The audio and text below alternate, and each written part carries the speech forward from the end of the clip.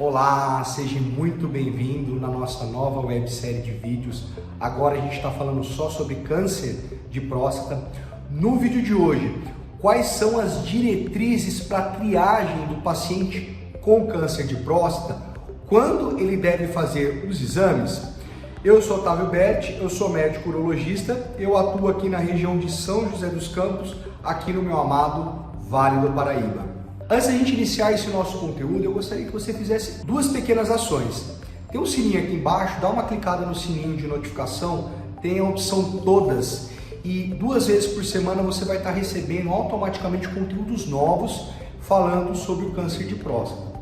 E também deixa aqui o seu joinha, o seu like, para o YouTube entender que o nosso canal ele tem relevância e assim a gente consegue levar um conteúdo para muita gente que está precisando dessa informação.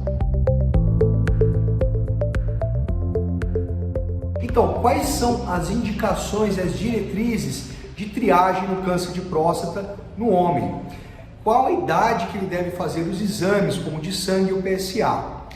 As diretrizes para triagem do câncer de próstata, elas podem variar de acordo com diferentes organizações e recomendações médicas, por exemplo.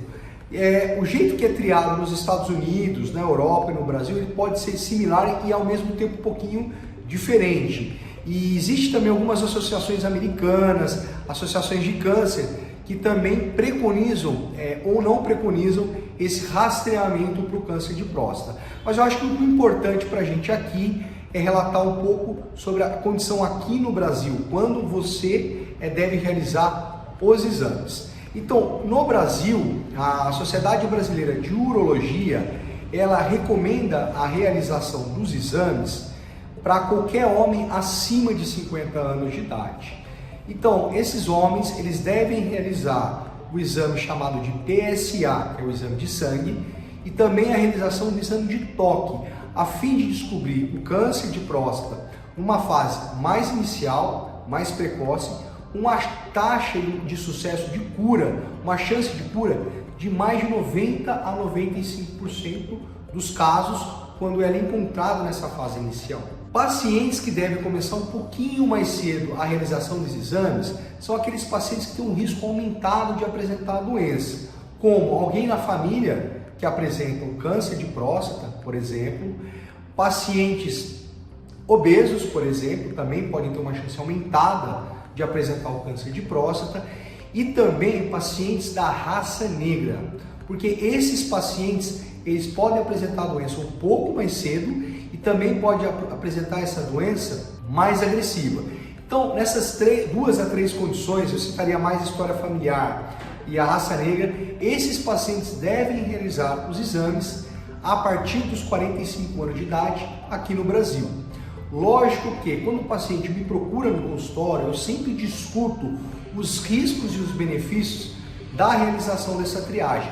A gente tem que ver com o paciente que também essa triagem, ela pode trazer também, se realizada, sem uma discussão legal com o paciente, pode trazer os riscos de um super tratamento de um câncer de baixo risco, por exemplo. Só para falar rapidinho aqui, existem alguns cânceres de próstata que nós recebemos no consultório que tem um exame de sangue, um PSA muito baixinho, o toque praticamente normal e o estágio da biópsia dele é um Gleason, que a gente fala, o estágio de muito baixa agressividade.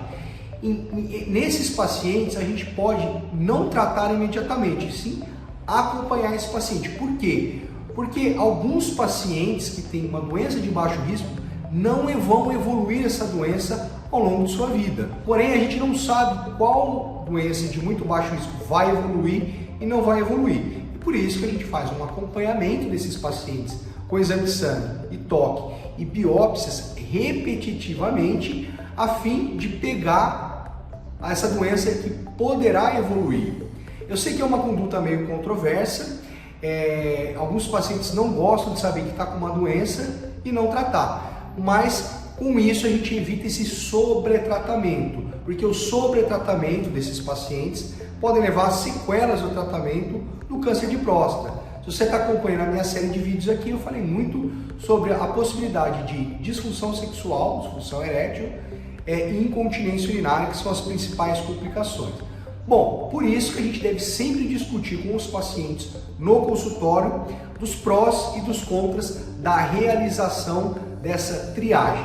E aí, gostou do vídeo? O conteúdo foi útil para você? Então deixa seu like, se inscreva aqui no nosso canal, ative aqui o sininho e compartilhe o nosso conteúdo. A missão aqui é levar conteúdo relevante para você e para toda a sociedade. Te espero no próximo vídeo.